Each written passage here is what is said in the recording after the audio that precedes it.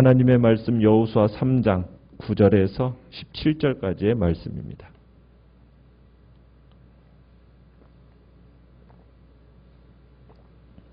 여호수아 3장 9절에서 17절까지의 말씀입니다. 여호수아 3장 9절입니다. 여호수아가 이스라엘 자손에게 이르되 이리 와서 너희의 하나님 여호와의 말씀을 들으라 하고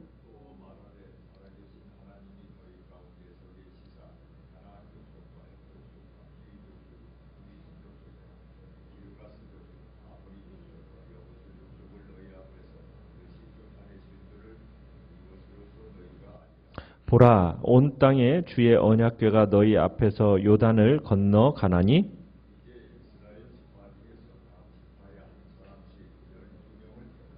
온 땅에 주 여호와의 궤를 맨 제사장들의 발바닥이 요단 물을 밟고 멈추면 요단 물 곧 위에서부터 흘러내리던 물이 끊어지고 한 곳에 쌓여 서리라.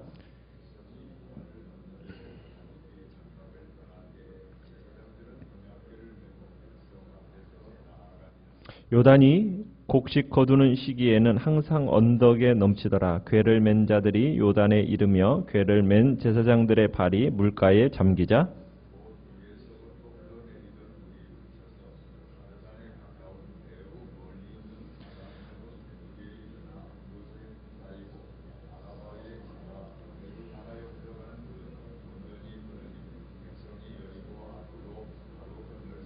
같이 읽습니다. 여호와의 언약궤를 맨 제사장들은 요단 가운데 마른 땅에 굳게 섰고 그 모든 백성이 요단을 건너기를 마칠 때까지 모든 이스라엘은 그 마른 땅으로 건너갔더라. 아멘. 오늘 말씀의 제목은 믿음과 순종의 관계라는 제목으로 말씀을 나눕니다. 하나님의 명령을 받은 여호수아가 이제 오늘 9절에 보면 백성들에게 말하기 시작합니다. 이리 와서 너희 하나님 여호와의 말씀을 들으라. 이렇게 이제 시작하는 여호와의 연설은 여호수아의 연설은 크게 세 가지 요소를 담고 있는데요. 첫 번째는 하나님의 권능의 말씀에 귀를 기울이라는 권면이고요. 두 번째는 하나님께서 이스라엘과 함께 하실 것이다 라는 약속이고요. 세 번째는 하나님께서 가나안 족속들을 모두 내치실 것이다 라는 선언입니다. 앞으로 이런 일이 일어나게 될 것이라는 이 선언이 될 것이라는 선언처럼 될 것이라는 이 증거로서 무엇을 이제 얘기하거나 무엇을 가리키느냐면 11절에 보시면은 뭘 보라고 얘기합니까? 주의 언약궤, 법궤를 봐라 하면서 그 증거로 여호수아가 법궤를 가리킵니다. 하나님의 임재를 상징하는 이 법궤, 법궤가 너희들과 함께 할 것인데 이것이 너희에게 있어서 이 모든 일의 큰 증거다라고 하면서 여호수아가 법궤를 가리키는 겁니다. 그러면서 이제 이 법궤를 맨 제사장의 행렬이 요단강에 발을 넣게 되면 어떤 일이 일어나느냐? 그 물이 어떻게 된다고요? 멈추는 기적이 일어날 것이다 라는 것을 선언합니다. 13절로 가면. 그러니까 이 기적이 결국에는 10절에서 하나님께서 가나안 사람들을 그들 앞에서 쫓아내실 증거이기도 하다라는 이제 이야기를 이제 여호수아가 백성들에게 말하고 있는 겁니다. 그러면서 여호수아가 하나님은 어떤 하나님인가? 10절에 가보시면 하나님을 어떤 하나님으로 고백하고 있습니까? 살아계신 하나님 이렇게 부르고 있죠. 살아계신 하나님. 이 표현은 이스라엘 백성들에게서 전쟁터에서 자주 사용되던 그런 표현인데 능력의 신이신 하나님, 그 여호와 하나님을 이렇게 가리키면서 그 하나님은 가나안의 그 무능한 신들과 또 죽은 우상들과 비교할 바가 아니라는 것. 그 비교할 때 사용되는 표현이 살아계신 하나님이라는 표현으로서 이제 사용이 되어집니다. 그러면서 여호수아가 10절에 가보면 또 얘기하는 게 뭐냐면 이제 쫓아낼 족속을 얘기하는데 몇 족속입니까? 총 7족속을 표현하고 있습니다. 가나안 족속, 헷 족속, 히위 족속, 브리스 족속, 그 다음 기르가스 족속, 아모리 족속, 여부스 족속. 그러면은 여기 가나안에는 7족속만 있었을까요? 아닙니다. 이 7이라는 숫자가 무슨 숫자죠? 완전수, 만수를 의미합니다. 그러니까 이 7족속 속에는 총체성과 포괄성이 강조되어 있는 숫자가 바로 7이에요. 그래서 하나님께서 가나안 족속들을 한 족속도 남김없이 어떻게 하겠다? 모두 다 내쫓겠다. 지금 그 의향을 하나님이 밝히시고 있는 겁니다. 그러니까 너희들이 정말 믿음과 의지만 따라준다면 하나님께서는 이스라엘에서 가나안 족속들을 다 어떻게 하실 거라고요? 다 쫓아내고 이 땅을 너희들에게 내어줄 생각을 가지고 하나님은 지금 선언하고 계시는 거예요.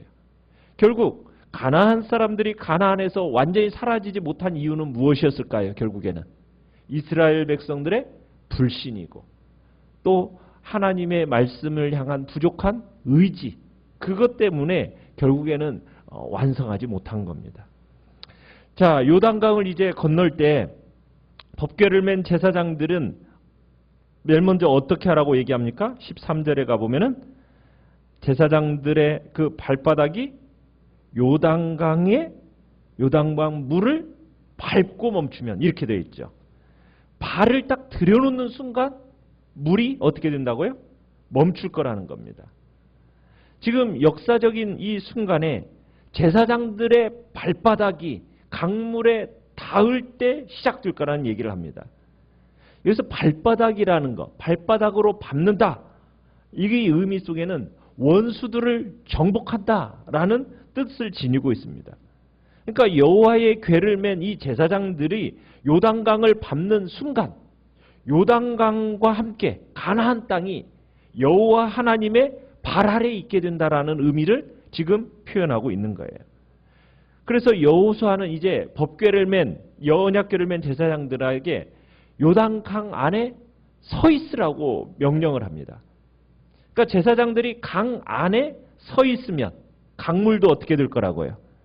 13절 끝에 보면 한 곳에 쌓여 서리라. 너희들이 어떻게 하면 강물을 그 가운데 한가운데 딱 서 있으면 강 한가운데 서 있으면 강물도 한 곳에 서 있을 거라는 거예요. 언제든지 어떻게 보면은 자신들을 삼킬지 모르는 이 물 한가운데 서 있으라는 거예요. 여러분 무엇을 요구하는 겁니까? 믿음을 요구하는 거예요. 믿음. 그러니까 강물은 이 사람들이 믿음을 지탱하는 한 그 한 곳에 멈춰 서 있을 겁니다. 그러나 그들이 믿음을 잃는 순간 어떤 일이 일어나겠습니까? 강물이 그들을 덮쳐버리고 삼키게 된다는 얘기도 들어있는 겁니다. 자, 드디어 이스라엘 백성들이 강을 건너게 됩니다. 이제 14절부터 이제 법궤를 맨 제사장들이 이제 제일 먼저 강에 발을 들여놓습니다. 자, 제사장들이 강을 밟는 이 일이 이 사건의 가장 핵심이에요. 모든 일이 지금 하나님의 법궤를 메고 제사장들이 강을 밟음으로써 시작이 됩니다. 제사장들의 뒤를 이어 백성들이 요단강을 건너기 시작합니다. 홍해 같은 경우는 먼저 하나님이 갈라놓으셨고 걸었죠. 그러나 요단강 같은 경우는 어떻습니까? 갈라진 상태가 아닙니다. 뭘 요구하는 거예요? 믿음을 요구하는 거예요. 밟으라는 거예요. 그래서 요단강을 건넜다는 사실을 지금 얘기하고 강조되는 게 아니라 어떤 방법으로 건너느냐, 지금 이것을 강조하고 있는 겁니다. 결국 하나님이 베푸신 기적에 의해서 이 범람하는 그 강을 건널 수 있게 되는데, 자 15절에 보면 이 기간이 어떤 기간이었다고 얘기하고 있습니까? 곡식 거두는 시기, 이렇게 분명하게 얘기하고 있습니다. 추수기간에 곡식 거두는 그 시기에 요단강을 건넜다라는 이 정보는 이 일을 기적으로서 묘사하는 결정적인 단서입니다. 평상시에 요단강은 어떻다고 말씀드렸습니까? 결코 깊은 강이 아닙니다. 넓은 강이 아니에요. 보통은 깊이가 50cm에서 깊어야 3m 정도, 뭐 너비는 한 30m 정도밖에 달하지 않는 아주 조그마한 강입니다. 뭐 비록 곳곳에 물살이 좀 거친 곳이 있긴 하지만은 그런 곳들만 피해 가면 특별히 어려움 없이 건널 수 있는 강이 요단강이에요. 그런데 이 요단강이 추수철이 되면 어떻다고 얘기했습니까? 우리가 4장 19절을 가보시면 그날을 이때를 정확하게 표현해 놓는데 이때가 어떤 때라고 얘기하냐면 첫째 달 10일이라고 4장 19절에 나와 있습니다. 그러니까 오늘날의 달력으로 하면 3월, 4월쯤 돼요. 3, 4월쯤 돼요. 이때는 북쪽에 있는 산들에서부터 눈이 녹아내리고요. 그 다음에 봄철에는 이른 비가 내리는데 그 녹아내린 눈물과 그 다음에 이른 비가 합쳐지면서 요단강이 범람하는 때가 바로 이 시기입니다. 그러니까 이스라엘이 지금 홍수가 난 강을 헤쳐나가고 있는 겁니다. 법궤를 맨 제사장들이 지금 그 홍수난 범람하는 그 물을 어떻게 하는 거예요? 밟는 겁니다.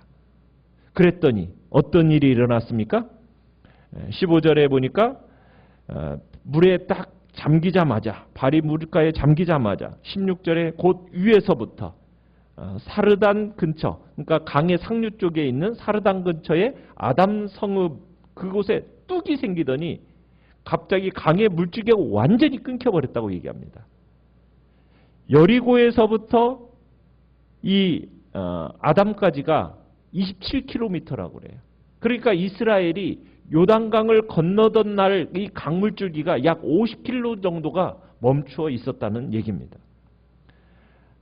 하나님께서 이 사건을 통해서 믿음을 요구하시고 이 믿음이라는 것이 믿음에 순종하면 얼마나 큰 위력을 나타내 주는지 보여주는 사건이 바로 이 요단강 도하 사건입니다. 사실 범람하는 강물을 여러분 볼 때 여러분 두려워하지 않을 사람 아무도 없습니다. 그렇지 않습니까? 우리가 이 앞에 천에 조금만 물이 넘칠거려도 무서움을 느끼잖아요. 그곳에서 빠져 죽는 일들이 생기니까. 그런데 지금 언약궤를 맨 제사장들에게 뭘 요구하고 있는 겁니까? 하나님께서 명령하시는 거예요. 언약궤를 메고 넘실대는 강물 속으로 들어가라는 거예요. 담대하게 들어가라는 거예요. 뭐가 요구되는 거예요? 믿음이 요구돼요. 하나님의 말씀이 그대로 믿어야 됩니다. 그 믿고 온전히 신뢰해야만이 역사가 나타나는 거예요. 제사장들은 지금 하나님의 그 말씀을 믿고 지금 그대로 온전히 신뢰했음을 보여주는 겁니다. 결국 제사장들의 이러한 온전한 믿음이 기적을 일으킨 거예요. 온전한 믿음이 기적을 일으키는 겁니다. 오늘날에도 얼마든지 기적은 일어날 수 있습니다. 왜냐하면 오늘날도 하나님은 살아계시고 역사하시는 분이시기 때문입니다. 문제는 무엇입니까? 성도들의 믿음입니다. 우리가 정말 놀라운 이적을 체험하고 역동적인 신앙생활을 하기를 원한다면 무엇을 하나님은 요구하시는 겁니까? 하나님의 약속에 대한 신뢰입니다. 그 약속을 믿어야 됩니다. 하나님이 누구시라는 걸 믿는 겁니까? 살아계신 분이라는 것을 믿는 겁니다. 그 말씀대로 믿고 그 말씀대로 순종하여 갈 때 하나님께서 놀라운 하나님의 역사를 체험하게 하신다는 겁니다. 언약궤를 맨 제사장들, 흐름이 끊겨버린 이 말라버린 요단강 한가운데에서 이제 온 이스라엘이 강을 다 건너기까지 굳게 지키고 서 있습니다. 그죠? 17절에 보면은 언약궤를 맨 제사장들이 요단 가운데 마른 땅에 굳게 섰고 모든 백성이 이제 요단강을 건너기를 마칠 때까지 흔들림 없이 제사장들은 그곳에 서 있어야 됩니다. 이스라엘 백성들이 건넌 땅은 어떤 땅으로 건넜다고요? 마른 땅입니다. 마른 땅. 그죠? 정말 아주 편안한 상태 가운데서 마른 땅을 건넌 거예요. 이스라엘 백성들이 아주 편안하게 정말 건널 수 있었던 이유는 무엇이겠습니까? 바로 강을 건너기까지 누가? 언약궤를 맨 제사장들이 그 자리를 견고히 굳건히 서 있었기 때문입니다. 물은 더 어떻게 했습니까? 물은 점점 더 쌓여갔을 겁니다. 그렇지 않았겠습니까? 물은 점점 쌓여만 가고 흉용하는 그 물결을 바라보는 그 마음에 흔들림이 있을 수도 있는 거예요. 그런데 조금도 흔들림이 없이 정말 그 자리를 굳건히 지키고 서 있는 이 제사장들, 그 수고와 흔들리지 않는 믿음이 있었기 때문에 이스라엘 백성들은 편안하게 그 강을 건널 수 있었던 겁니다. 아마 쌓인 물이 시간이 지나면 지날수록 마치 자신들을 집어삼킬 듯이 아마 더욱 엄몰해 왔었을 거예요. 그때 두려움과 공포가 엄습할 수도 있습니다. 물에 가장 먼저 뛰어들어야 되고 또 이스라엘 백성들이 그 요단강을 다 건너는 그 마지막 순간까지도 기다려야 합니다. 여러분, 그 위치에 있는다라는 것이 그만큼 쉽지 않은 겁니다. 내가 왜 이 위치에 있어야 될까라는 원망도 있을 법합니다. 그러나 원망과 불평 없이 흔들림 없이 정말 처음부터 끝까지 그 요단 가운데 딱 마른 땅에 굳게 서 있는 것. 이것이 바로 사명을 감당하는 성도들의 모습입니다. 이것이 바로 우리 성도들이 취해야 할 이 땅에서의 태도인 것입니다. 그럴 때 이 세상에 참된 평강이 오고 평화가 오는 것입니다. 세상에 많은 문제가 있고 두려움이 있습니다. 정말 해결되지 못한 수많은 난제들이 있습니다. 그렇지만 우리는 하나님을 굳게 신뢰하고 요동치 않는 그 믿음을 가지고 견고히 그곳에 서 있을 때 참 평강이 찾아오게 되는 것입니다. 우리의 마음을 굳건히 하시길 바랍니다. 심지가 견고해야 됩니다. 그럴 때 주께서 평강으로 인도하시는 겁니다. 이 사건은 마치 출애굽 때 모세가 홍해를 가른 사건을 연상케 하는 일입니다. 홍수 때 정말 강의 흐름을 막는다라는 것은 홍해를 가르는 것과 견줄 만한 기적이었습니다. 게다가 이스라엘 백성들이 마른 땅을 밟으며 건너갔다. 이건 정말 기적의 그 규모를 더욱 크게 부각시키는 내용입니다. 홍해 사건이 하나님의 영광을 드러냈고 그리고 이스라엘 백성들에게 모세가 지도자됨을 확인시켜 주었듯이 이 요단강 사건도 하나님의 영광을 드러내면서 여호수아가 정말 하나님께로부터 지도자로 세움받았다는 사실을 다시 한번 확인해 주는 역할을 하는 장면이 바로 이 요단강 도하 사건입니다. 이 사건 속에 하나님이 직접 나타납니까? 직접 보이지는 않죠. 직접 모습을 드러내지는 않으십니다. 오직 그저 법궤를 맨 제사장이 있을 뿐이고 그 베푸신 기적으로 건너는 이스라엘 백성들, 마른 땅 밟듯이 정말 건너는 이스라엘 백성들이 있을 뿐입니다. 하나님이 직접 모습을 보이지 않으신다고 해서 하나님이 함께 하시지 않는다. 그건 아니죠. 하나님이 사역하시지 않는다. 여러분 그렇게 생각할 필요는 없습니다. 하나님이 직접 모습을 드러내시지 않더라도 우리 가운데 말씀이 있고 그 말씀을 통해서 하나님은 지금도 우리의 삶 속에 역사하고 계시는 겁니다. 그 기적을 오늘도 우리는 기대하면서 말씀을 붙들고 오늘 우리는 믿음의 순종의 길을 걸어가는 겁니다.